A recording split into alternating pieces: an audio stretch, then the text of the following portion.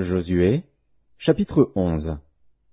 Jabin, roi de Hatsor, ayant appris ces choses, envoya des messagers à Jobab, roi de Madon, au roi de Shimron, au roi d'Akshaph, au roi qui était au nord dans la montagne, dans la plaine au midi de Kinéret, dans la vallée, et sur les hauteurs de Dor à l'occident, aux Cananéens de l'Orient et de l'Occident, aux Amoréens, aux Hétiens, aux Phéréziens, aux Jébusiens dans la montagne, et aux Héviens au pied de l'Hermon dans le pays de Mitzpa.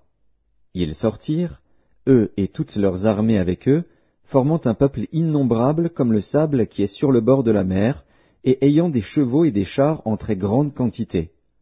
Tous ces rois fixèrent un lieu de réunion, et vinrent camper ensemble près des eaux de Mérom, pour combattre contre Israël. L'Éternel dit à Josué, « Ne les crains point, car demain, à ce moment-ci, je les livrerai tous à frapper devant Israël. Tu couperas les jarrets à leurs chevaux, et tu brûleras au feu leurs chars. » Josué, avec tous ses gens de guerre, arriva subitement sur eux près des eaux de Mérom, et ils se précipitèrent au milieu d'eux. L'Éternel les livra entre les mains d'Israël. Ils les battirent et les poursuivirent jusqu'à Sidon-la-Grande, jusqu'à Misréphoth-Maïm, et jusqu'à la vallée de Mitzpa vers l'Orient. Ils les battirent, sans en laisser échapper aucun. Josué les traita comme l'Éternel lui avait dit, il coupa les jarrets à leurs chevaux, et il brûla leurs chars au feu.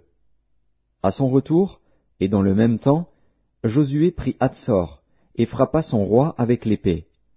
Hatsor était autrefois la principale ville de tous ces royaumes.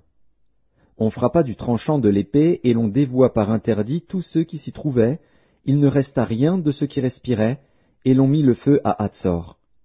Josué prit aussi toutes les villes de ses rois et tous leurs rois, et il les frappa du tranchant de l'épée, et il les dévoua par interdit, comme l'avait ordonné Moïse, serviteur de l'Éternel.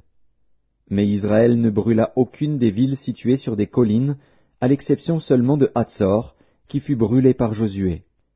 Les enfants d'Israël gardèrent pour eux tout le butin de ces villes et le bétail, mais ils frappèrent du tranchant de l'épée tous les hommes, jusqu'à ce qu'ils les eussent détruits, sans rien laisser de ceux qui respiraient. Josué exécuta les ordres de l'Éternel à Moïse, son serviteur, et de Moïse à Josué. Il ne négligea rien de tout ce que l'Éternel avait ordonné à Moïse. C'est ainsi que Josué s'empara de tout ce pays, de la montagne, de tout le Midi, de tout le pays de Gozen, de la vallée, de la plaine, de la montagne d'Israël et de ses vallées, depuis la montagne nue qui s'élève vers Séhir jusqu'à Baal-Gad, dans la vallée du Liban, au pied de la montagne d'Hermon. Il prit tous leurs rois, les frappa et les fit mourir.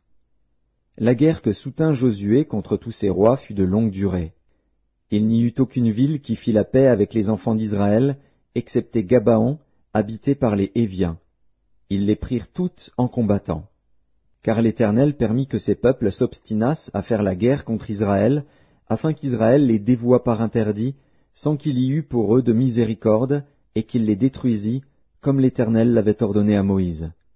Dans le même temps, Josué se mit en marche, et il extermina les Anakim de la montagne d'Hébron, de Débir, d'Anab, de toute la montagne de Juda et de toute la montagne d'Israël. Josué les dévoua par interdit, avec leurs villes. Il ne resta point d'Anakim dans le pays des enfants d'Israël. Il n'en resta qu'à Gaza, à Gath et à Asdod.